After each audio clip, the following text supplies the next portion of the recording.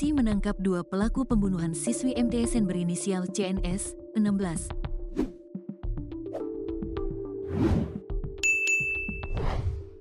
Yang jasadnya ditemukan di dalam karung di pinggir jalan kawasan desa, Kecamatan Sungai Tarap, Kabupaten Tanah Datar, Sumatera Barat, Rabu, tanggal 19 Februari tahun 2025, lalu.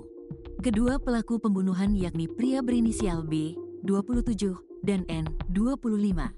Pelaku B ditangkap oleh jajaran Polres Tanah Datar, sedangkan N yang melarikan diri ke Aceh berhasil dibekuk oleh anggota Polres Langsa. Para pelaku itu pun mengaku kepada polisi mengenai motif hingga kronologi pembunuhan terhadap siswi asal desa Sumanik, Kecamatan Salimpong, Tanah Datar itu.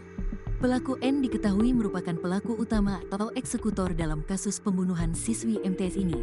Kasat Reskrim Polres Tanah Datar, AKP Surya Wahyudi, mengungkapkan bahwa dari keterangan awal N, pelaku tega membunuh korban karena sakit kontaknya diblokir oleh CNS saat berbalas pesan di aplikasi chat. Jadi awalnya pelaku N ini mengirim pesan singkat kepada korban dengan mengaku sebagai orang lain. Namun korban memblokir nomor tersebut, sehingga membuat pelaku ini sakit hati hingga timbul niat untuk melakukan pembunuhan, kata Surya, Rabu, tanggal 26 Februari tahun 2025, dilansir dari tribunpadang.com.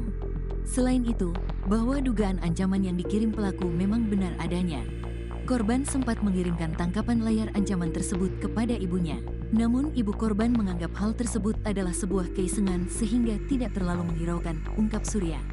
Karena sakit hati, N bersama temannya yaitu pelaku B melakukan pembunuhan terhadap korban.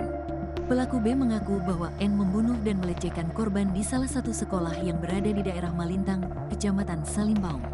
Berdasarkan pengakuan awalnya bahwa pelaku N ini melakukan pemerkosaan setelah membunuh korban, ia mengatakan bahwa melakukan tindakan itu sendiri saja. Pelaku B tidak ikut, ucap Surya. Namun kita nantinya akan mencoba melakukan tes DNA untuk memastikan apakah sperma yang ada ini milik satu orang saja atau keduanya. Lanjutnya, setelah membunuh korban, pelaku N menyetubuhi jasad CNS. Pelaku N menghabisi nyawa korban di sekolah itu, lalu melakukan pemerkosaan setelah korban meninggal dunia, ungkap Surya. Setelah membunuh dan melecehkan korban, pelaku N kemudian menghubungi B agar membawakannya sesuatu untuk menutupi jasad CNS. Pelaku B kemudian datang kembali dengan membawa sebuah karung.